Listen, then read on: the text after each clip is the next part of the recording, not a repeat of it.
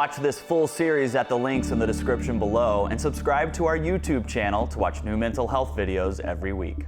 Hey everyone, Kyle Kittleson here with MedCircle, joined by double board certified psychiatrist, Dr. Domenick Sportelli. Thanks for being here on YouTube. Thanks for having me, Kyle. I want to actually start off this video with a question to you guys, our YouTube viewers. We film a lot of mental health stuff at MedCircle. What do you want to hear from us? We actually just did a schizophrenia series available on medcircle.com right now because of YouTube comments who said, hey, where's the series on schizophrenia? And it's a good one. Where is it? So we finally did it. So we're listening. Leave us a comment below on what you want to see next. In this video, we're going through the 4 criteria of schizophrenia. Let's go through them one by one. Yes, you got it. So schizophrenia is probably one of the most misunderstood psychiatric diagnoses out there. I know that we say that a lot about psychiatric diagnoses, but honestly, what I see, Kyle, is people are so confused about that word schizophrenia. I think people are afraid of it. I think people avoid talking about it. I think if people see other individuals that are experiencing psychotic-like symptoms, it kind of freaks them out. So this education is incredibly important. So let's talk about schizophrenia, and let's start with what are the symptoms of schizophrenia? How does someone even get a diagnosis of schizophrenia? So we look at the DSM-5 for that, right? The DSM-5 is our manual for diagnosis. When someone is experiencing psychosis, that's kind of a red flag for schizophrenia. So in order to be diagnosed with schizophrenia, they are going to experience hallucinations. And what's a hallucination? A hallucination is your mind seeing things, feeling things, hearing things, experiencing things that aren't really there, that are not there to the objective world, right? So someone with schizophrenia will hear voices in their head the same way that you're hearing my voice right now. That's a hallucination, except it's not there. It's not real. So they'll experience auditory hallucinations, means they're hearing it. They can experience visual hallucinations, which means they're seeing things that the objective world doesn't see. All right. Sometimes they can actually feel things. That's called a tactile hallucination, where you might feel something crawling on you, right? Scary stuff. I mean, it's really hard for people to understand that, but those are hallucinations. Now with schizophrenia, the majority is auditory, hearing things, and seeing things that really aren't there. And even seeing things is a little bit more rare. That's a hallucination. So what's next? Delusions. Well, what's a delusion? Delusion is a belief that's not real. So it's not like a hallucination, an actual stimulus that's not real. It's a belief, but it's a very firm, fixed belief of something that is really not plausible. And these people are unshakable in this belief. Now, I want to, that gets confusing because you could say, well, my buddy's delusional because he thinks he's the best piano player on the planet, right? So that's a delusion. That's not a delusion. That's a subjective opinion. Yes. Okay? A delusion is this. Kyle, I know that you're reading my thoughts because you implanted a chip in my brain, and I really need you to stop. And there's no way you're going to talk me out of believing that because I know it, and I know you're controlling my thoughts right now. Please stop. And even if I say, Dr. Don, what are you talking about? That's not true. Kyle, please. Right. Okay, that's a delusion. Right. It's a fixed belief that is really not plausible. And that varies from bizarre to kind of what I just said to sometimes not so bizarre, like you're following me. Why are you following me, right? Or persecutory delusions, which means that people are out to get you in some way. There's grandiose delusions, which means you think you're a god. I'm Jesus Christ. I know it. I'm a prophet. He came and spoke to me last night. I'm here to change the world, but really believe it, right?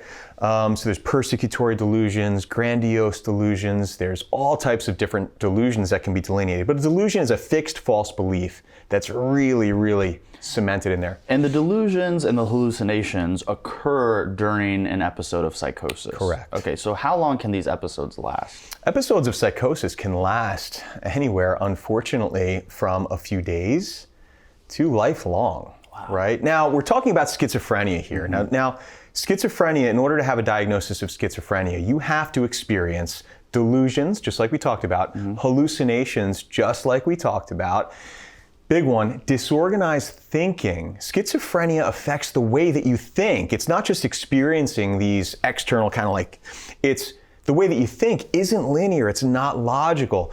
Your thought process is very loose and out of control in a way. And in our series, we gave a little bit of an example on that, right? So when you talk to someone with schizophrenia, it's hard to even make sense as to what they're saying. Sometimes they use things called neologisms, which are words that they make up, right? And they'll talk to you and they'll use all these words and you're like, what? I don't know what they're saying. Or they'll talk to you and one word literally does not go into the next word. The sentences don't make any sense. So that's a disorganized speech pattern and a disorganized thought process, okay? That's part of schizophrenia. Another part of schizophrenia is what's called the negative symptoms, which is this sort of withdrawn, isolated, internal, sort of presentation. We call it flat or blunted. The person just looks removed. They don't look present. They're not acting present. They've removed themselves from activities of daily living. They're not really showering. They're not taking care of themselves. They're just not present, right? Those are the negative symptoms of schizophrenia. So in order to be diagnosed with schizophrenia, let's get right to it. You have to have 2 of those 4, hallucinations, delusions, disorganized thought process, and the negative symptoms that I just talked about for at least 30 days. That's affecting your life in a very significant way, and it's not due to a substance, because people can get psychosis from drugs, they can get psychosis from lack of sleep, they can get psychosis from a lot of things. Medical illness, right? So it's not due to a medical illness, it's not due to a substance, and you want to rule out sometimes when people are severely depressed, they can be psychotic. Sometimes when people are manic from bipolar disorder, they can be psychotic. So you need to rule all of that out. You have these symptoms for at least a month, and then in order to get the formal diagnosis of schizophrenia, it has to progress for about 6 months without real remission. Got it. Right. That is really clear and concise and good information for our viewers. In the series, we go through and detail all aspects of schizophrenia, from the causes, the triggering points, the signs and symptoms that occur before a psychosis episode, the treatment options, etc. And normally we give an inside look onto some amazing inspirational thing you would have said, but in this case, I'm actually going to be pretty vulnerable here and share an insight and takeaway I got from the series on how we sometimes have this unconscious stigma against mental health. And it was a moment in the series where I stopped and I said, I just came up with something, and it's a fault that I have, and I'm gonna change it starting today. So let's take a look at that.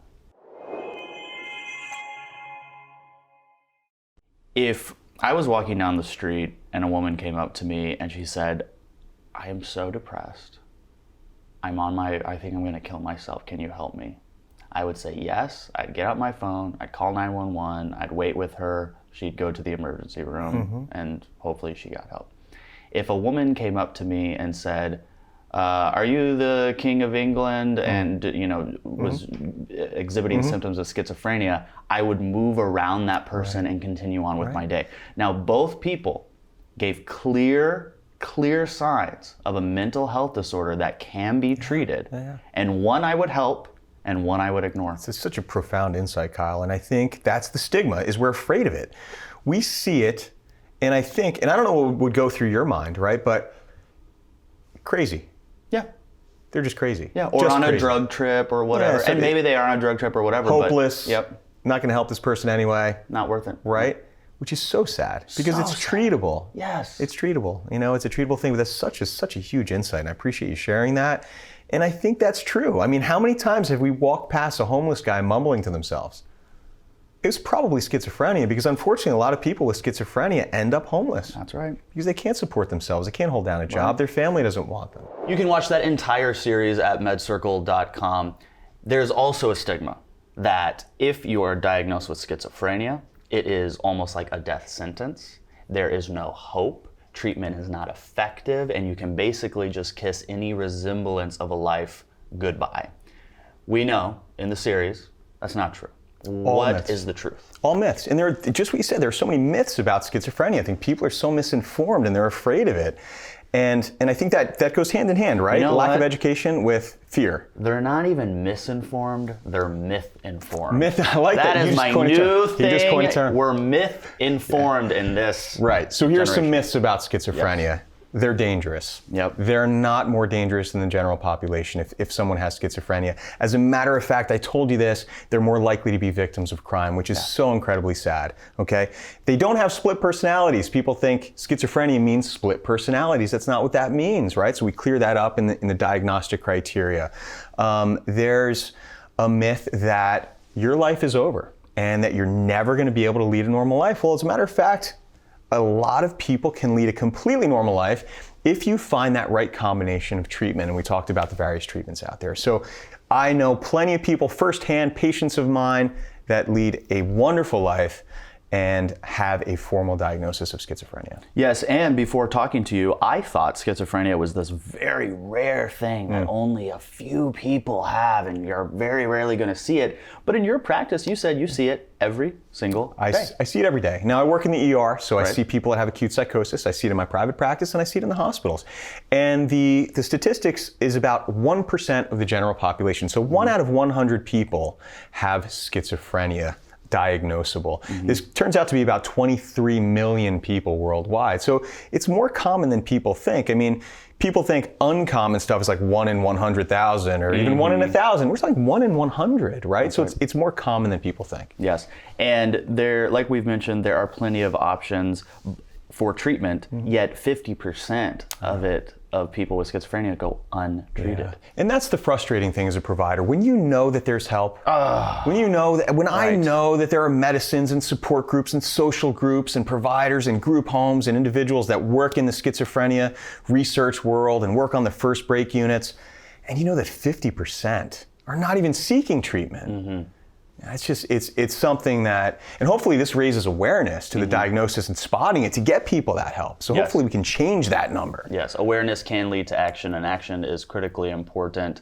I want to thank you guys for being a MedCircle subscriber right here on YouTube. Make sure you click the thumbs up, leave us a comment, and also click subscribe and turn on those notifications. We have multiple videos coming out every single week right here on YouTube. And if you don't want to be misinformed or myth-informed, go to MedCircle.com and become a member where you can access our educational series all about mental health, including Dr. Dom's on schizophrenia. I'm Kyle Kittleson. Remember, whatever you're going through, you got this.